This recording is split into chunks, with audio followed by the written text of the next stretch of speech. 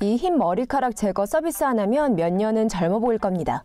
흰 머리카락 있으신가요? 그런데 뽑을 시간이 없으시다고요? 일본 도쿄에 있는 한 가게가 여러분들의 꽃미모를 망쳐놓는 흰 머리카락을 없애주는 서비스를 제공하고 있다고 합니다.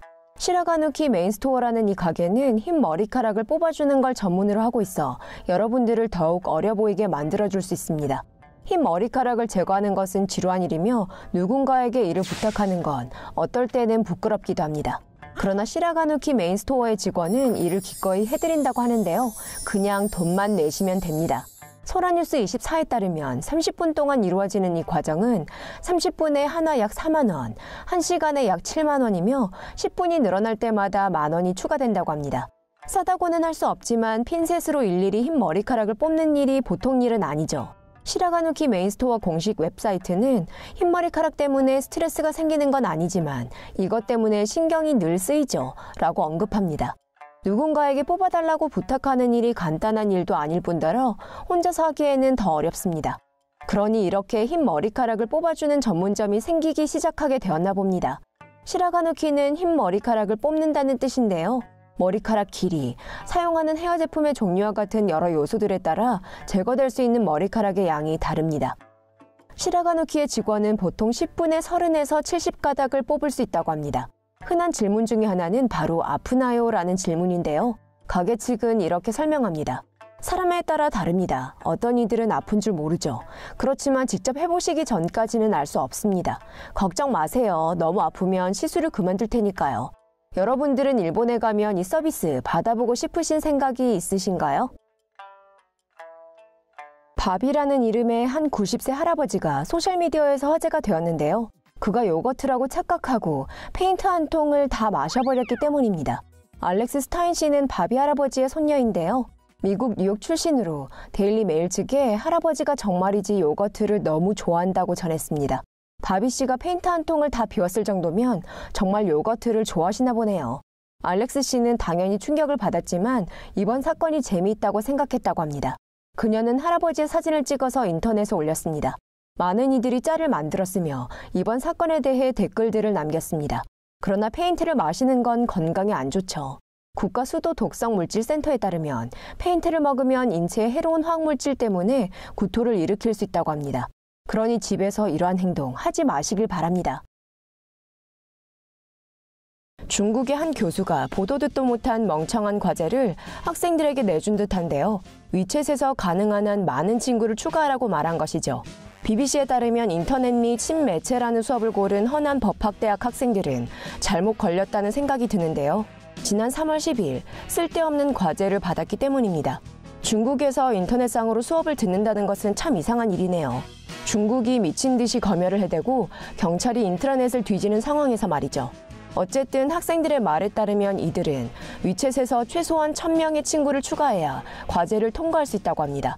이번 과제는 그들의 기말 성적 30%를 차지하게 됩니다. 위챗은 짝퉁 왓츠앱 정도 되는데요. 이번 과제에서 만점을 받으려면 학생들은 1667명의 친구를 추가해야 합니다. 일부 학생들은 페어비디오 측에 이를 알리며 이번 과제에 대한 불평을 했습니다. 그 반응으로 이 대학 교수는 이러한 생각이 학생들을 실제 생활에 대비시켜주기 위한 것이었다고 설명하기 위해 편지를 쓰려고 했다고 합니다. 이번 과제는 이번 학기 수업 내용의 핵심 내용으로부터 나온 것이라고 하는데요. 이 학생들이 이를 구할 때 이들은 이러한 종류의 소셜미디어 작업에 필요한 기본 기술을 가지고 있어야 할 것이라고 하는데요. 페어비디오에 실린 이번 이야기는 중국판 트위터 짝퉁 웨이보에서만 조회수가 700만 번 이상, 댓글은 10,000개 이상이었다고 합니다. 그 많은 중국인들이 왜 그렇게 자녀들을 미국으로 보내 공부시키려 하는지 알겠네요. 히로토라는 이름의 한 일본인 남성에게 이토록 좋은 아내가 있다니 정말 행운하네요. 그는 자신이 집에 돌아왔을 때 그냥 쓰라고 임하는 한화 약 200만 원을 받고 깜짝 놀랐습니다. 그는 자신의 트위터 계정에 선물에 대해 고맙다는 뜻으로 사진을 업로드하고서 아내에게 너무 고맙다. 오늘 나의 자유시간을 만끽할 것이다. 라고 썼습니다. 그는 선물로 자유롭게 놀 수 있었는데요. 열심히 일하는 아빠라는 이유로 받은 돈으로 말이죠. 또한 집에서도 아무것도 안 하고 자유롭게 쉴 수 있었다고 합니다. 소라뉴스 24에 따르면 이 커플은 2017년부터 결혼 생활을 시작했고 예쁜 여자아기를 자녀로 두고 있다고 합니다. 많은 네티즌들이 이들에게 행복한 결혼 생활을 빌어주었습니다. 미국 플로리다의 한 여성이 술을 마시는 바람에 코를 드르렁대던 새 남자친구 때문에 열받았다고 합니다. 체포 진술서에 따르면 로리 모린 그리고 브렛 올구 씨는 사귀기 시작한 지 3주밖에 되지 않은 상태에서 이번 사건이 발생했다고 합니다. 올구 씨는 조용히 잠을 자는 스타일이었고 새 남자친구는 코를 심하게 고는 타입이라 모린 씨는 어느 날 밤 이를 견디지 못하고 그를 깨우기 위해 그의 갈비뼈를 팔꿈치로 찔렀습니다. 이후 남자친구는 아침까지 소파에서 자야 하는 신세가 되었죠. 여자친구의 마음을 달래주려 그는 다음날 꽃, 초콜릿, 그녀가 좋아하는 럼, 그리고 코골이 방지 도구를 사들고 갔죠. 그렇지만 술을 사들고 갔던 것이 그리 좋은 생각이었던 것 같지는 않습니다.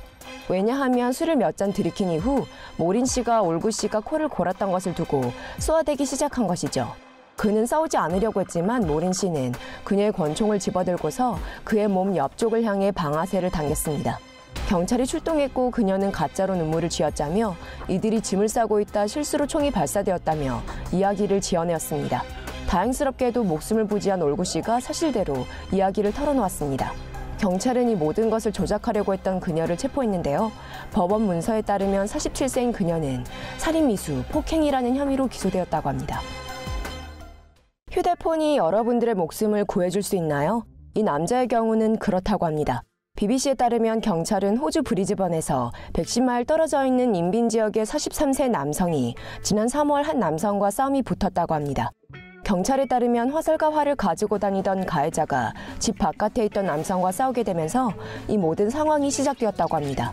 이후 이 남자는 이 상황을 담으려 휴대폰을 꺼내들었는데요. 이 때문에 용의자는 화살을 하나 당겼습니다.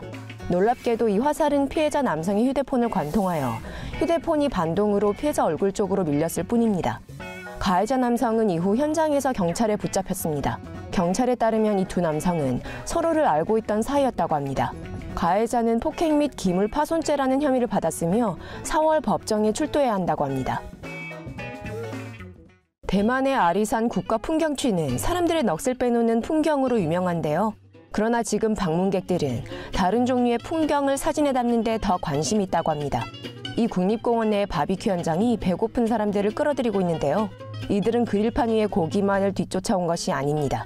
진짜 사람들이 줄을 서는 이유는 타이트하고 목이 깊게 파인 셔츠를 입고 있는 아름다운 여성이 바비큐 가판대 뒤에 서 있는 모습을 보기 위해서이죠. 대만 ETtoDay에 따르면 이 바비큐 퀸의 진짜 이름은 로 옌이라고 하는데요. 그녀는 대만 남부의 초우라는 토착 집단의 구성원이며 그녀는 황홀한 외모로 화제가 되었습니다. 이 바비큐 여신의 모습은 이 바비큐 가판대의 손님 한 명이 열심히 일하는 그녀의 모습을 찍으면서 온라인에서 돌기 시작했습니다. 네티즌들이 여성에 대한 정보를 더 캐내기 위해 그녀를 추적하기 시작하기까지 그리 오랜 시간이 걸리지는 않았습니다. 그녀는 예전에 모델과 예술 부문에서 활동했지만 현재는 남는 시간에 부모님의 바비큐 가판대를 돕는 것으로 드러났습니다. 아리따운 미모, 탁월한 장사 수완, 거기다 좋은 딸이라고요? 왜 그리 팬이 많아졌는지 알겠네요. 그러나 그녀만이 이러한 미녀 대열에 오른 것은 아닙니다. 마지막도 아닐 테지만요. 대만에는 장사를 하는 화제의 미인들의 명단이 아주 깁니다. 핫한 두부 판매상이라는 별명을 얻은 미녀, 돼지공주라고 불리는 정육점 미녀, 또한 맥도날드 여신이라고 불리는 미녀 등등 참 많죠. 별명을 좀 업그레이드할 때가 되지 않았나 싶은데요. 한 남성이 옆에 앉은 덩치 큰 승객이 좌석 공간을 야금야금 잡아먹는다며 $150, 한화 약 15만 원을 달라고 했다고 합니다. 이 익명의 남성은 이륙 후 자신에게 일어난 경험에 대한 글을 레딧에 올렸습니다. 이 남자는 5시간 비행을 해야 했는데요. 두 좌석 중 복도 쪽 좌석을 예약했습니다. 그는 이후 엄청 뚱뚱한 남자가 탑승했고 나는 즉시 그 남자의 그 어떠한 좌석에 앉더라도 힘든 시간을 보낼 것이라는 사실을 알아차렸다라고 말했습니다. 업보는 돌아오죠. 이 커다란 덩치의 승객이 이 남자의 좌석열의 창가 자리에 앉았습니다. 그가 착석했고 내 자리의 3분의 1을 차지했다. 내가 밀려 찌그러졌고 이 때문에 불편했다. 라고 언급했습니다. 그래서 약 60초 이후 이 남자에게 자리 좀 내달라고 말했습니다. 덩치 큰 남성은 보다 적은 공간을 차지하려고 애를 썼다고 하는데요. 이 남자의 앞길에 난항이 점쳐지네요. 승무원과 이야기를 나누었고 승무원은 덩치 큰 이 남자가 좌석을 하나 더 구매할 수 있을 것이라고 말했지만 비행기가 만석이라 이 아이디어도 무용지물이 되었습니다. 또 다른 의견이 있는데요. 다른 비행기를 예약해서 참을성이 좀 더 있는 승객 옆에 앉는 것이었죠. 그리하여 그는 15만 원을 제시했습니다. 그러나 그 덩치 큰 남성이 즉시 동의하고서 그에게 돈을 건네주며 감사하다는 말을 전했다고 합니다. 업로드된 이번 소식에 달린 댓글은 다소 험했는데요. 일부는 돈을 받은 이 남성을 지지했고 어떤 이들은 그를 못된 놈이라고 불렀습니다. 여러분들은 어떻게 생각하시나요?